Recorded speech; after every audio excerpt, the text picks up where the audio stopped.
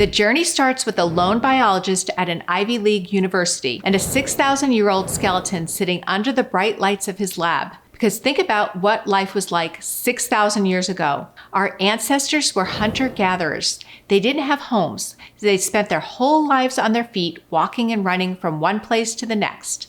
So if wear and tear destroys our cartilage, then this skeleton should be bone on bone. But guess what? It wasn't. In fact, it was the opposite. This skeleton and nearly a dozen others like it actually had more plush and supportive cartilage than people do today, not less. And when the Harvard biologist published these findings, it shocked the medical world. In fact, his results were so controversial, he was shunned by much of the medical establishment, and his groundbreaking report was mostly left to gather dust. But I almost jumped out of my seat when I saw its remarkable conclusion, because if wear and tear wasn't causing our cartilage to decline, something else must be. And if I could figure out what it was, maybe, just maybe, I could find a way to fix it. So I fired up my laptop and I got to work, and it led me to what might be the most important discovery of my career.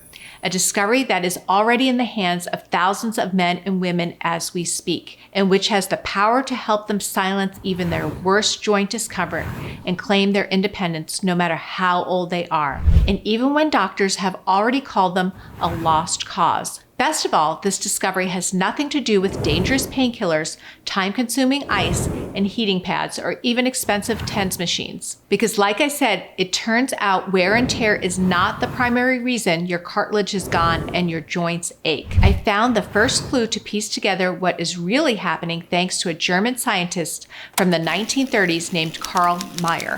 He discovered molecules in our body called GSGs, which is short for Glycosaminoglycans. And further research has found these stunning little molecules are what give cartilage its soft, bouncy, and gel-like property, since they attach to water and can hold nearly 1,000 times their own weight. To put that in perspective, 1 pound is about the same as a loaf of bread, and 1,000 pounds is about the same as 7 kegs of beer. So just imagine a tiny loaf of bread strong enough to hold up 7 giant kegs all by itself without getting flattened like a pancake, because that is how much water every single one of these tiny GSG molecules can hold. And on top of that, a whopping 80% of the cartilage in your joints is made from the water attached to these molecules, which is why I now believe these molecules are the single most important reason healthy joints have a plush layer of thick, supportive cartilage. There's just one problem.